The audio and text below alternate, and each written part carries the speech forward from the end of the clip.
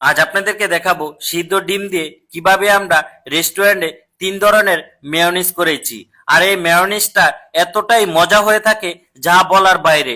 ভাই বিশ্বাস করেন, আমি এই ফার্স্ট এই মেয়োনিজটা তৈরি করেছি এভাবে।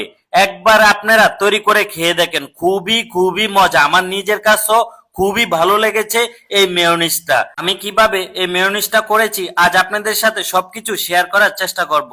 ফার্স্টে আমার এখানে 2টা মুরগির ডিম নিয়ে নিলাম, আর এগুলো একেবারে সিদ্ধ করে নিয়েছি ডিমগুলো। তারপরে এখানে 3 চামচের মতো এখানে গুঁড়া দুধ দিয়ে দিলাম। তারপরে এখানে অল্প একটু হোয়াইট পেপার দিয়ে দিলাম, হাফ টেবিল চামচের থেকেও কম দিয়েছি। তারপরে এখানে 1 টেবিল চামচের মতো চিনি দিয়ে দিলাম, স্বাদ অনুযায়ী একেবারে অল্প করে লবণ দিয়ে দিলাম। তারপরে এখানে 1 টেবিল চামচের মতো ভিনিগার দিয়ে দিলাম। তারপর এখানে অল্প একটু লেবুর রস দিয়ে দিলাম। আপনারা অনেক সময় ভিনিগার না দিলেও লেবুর রসটা একটু বাড়তিও দিতে পারেন, কোনো সমস্যা নেই। তারপরে এখন আমি একটু রসুন কিমা দিয়ে দিলাম এখানে 1 টেবিল চামচের মতো। এখন দিয়ে দিব সয়াবিন তেল। আমার এখানে 1 থেকে 150 গ্রামের মতো সয়াবিন তেল আমি দিয়ে দিলাম। আপনারা চাইলে এখানে অলিভ অয়েল তেলও ব্যবহার করতে পারেন, অথবা রাইস ব্রান তেল দিয়েও এই মেয়োনিজটা খুবই সহজে তৈরি করতে পারেন। তো এখন আমি খুবই সুন্দর করে ব্লেন্ডার করে নিব। আর অবশ্যই আপনারা তেলটা একবারে দেওয়ার চেষ্টা করবেন, তাহলে কিন্তু আরো ভালো হয়। আমি কিন্তু নেক্সট টাইমে পরবর্তীতে যদি তেল লাগে আরেকটু দেওয়ার চেষ্টা করব। আর আপনারা চাইলে একবার দিয়েও মেনুসটা তৈরি করতে পারেন। এই যে দেখেন, আমার খুবই সুন্দর একটা মেয়োনিজের লেয়ার চলে আসছে। এখন কিন্তু আমি আরেকটু সয়াবিন তেল এখানে দেওয়ার চেষ্টা করব। আরেকটু ফ্রাই কত 50 গ্রামের মতো এখানে সয়াবিন তেল দিয়েছি। টোটাল এখানে 150 থেকে 200 গ্রামের মতো মনে হয় তেল হবে আমি এখানে ব্যবহার করেছি। আপনারা চাইলে এই তেলটা একবারেও দিতে পারেন।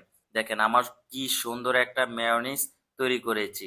আপনারা অনেকেই আমার কাছে এই রেসিপিটা রিকোয়েস্ট করেছিলেন যে সিদ্ধ ডিম দিয়ে কিভাবে মেয়োনিজ তৈরি করে, সেটা আপনি একবার হলেও আমাদেরকে দেখাবেন। আজ আপনাদের সাথে শেয়ার করার চেষ্টা করেছি। প্রিয় বন্ধুরা, ভিডিওটা ভালো লাগলে অবশ্যই একটু লাইক কমেন্ট শেয়ার করে দিতে পারেন। অবশ্যই মেয়োনিজটা কিরকম হয়েছে কমেন্ট করে জানাতে পারেন। তো এখন আমি 3 ধরনের যে মেনুসটা তৈরি করব, ফার্স্টে একটা কাপের ভিতরে অল্প একটু মেনুস নিয়ে নিলাম। তারপরে এখানে 1 টেবিল চামচের মতো চিলি সস নিয়ে নিলাম।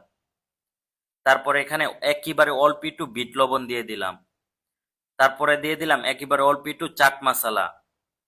এখন দিয়ে দিলাম অল্প একটু চাটনি। আপনারা চাইলে এখানে আমের আচারটাও ব্যবহার করতে পারেন। এখন দিয়ে দিলাম একটু নাগা সস। এটা হলো প্রাণের নাগা সসটা আমরা ব্যবহার করি। তারপরে এখানে অল্প একটু মধু দিয়ে দিলাম। আপনারা চাইলে এখানে ইউলু মাস্টার পেস্টও ব্যবহার করতে পারেন। আর ইউলু মাস্টার পেস্টও ব্যবহার করলে এই মেনুসটা খুবই মজা হয়ে থাকে। তারপরে খুবই ভালো করে মিক্স করে নিব। আর এটা হলো স্পেশাল একটা মেয়োনিজ। আপনারা বাসায় যে কোনো খাবারের সাথে এই মেয়োনিজটা খেতে পারেন। বার্গার বলেন, পিজা বলেন, পাস্তা বলেন, ফ্রেঞ্চ ফ্রাই বলেন, পটেটো ওয়েজেস বলেন, যে কোনো খাবারের সাথে এই মেয়োনিজটা আপনারা খেতে পারেন। এখন আমি আরেকটা মেয়োনিজ তৈরি করব। এখানে হোয়াইট মেয়োনিজ নিয়ে নিলাম। তারপরে এখানে 1 টেবিল চামচের মতো চিলি সস দিয়ে দিলাম। আপনারা চাইলে এখানে ইউলু মাস্টার পেস্টও দিতে পারেন। তারপরে খুবই ভালো করে মিক্স করে নিচ্ছি। এই যে দেখেন, এই হলো একটা মেনুজ। ফার্স্টে একটা মেনুজ তৈরি করেছি, এই হলো একটা মেনুজ। আর যেটা সরাসরি আমি ব্লেন্ডারে তৈরি করেছি এটাও কিন্তু একটা মেনুজ। ওইটাকে হোয়াইট মেনুজ বলা হয়, এটাকে স্পেশাল মেনুজ বলা হয়, এটাকে রেড মেনুজ বলা হয়। আপনারা এই তিনোটা মেয়োনিজ একসাথে করে বানিয়ে নিতে পারেন খুবই সহজে।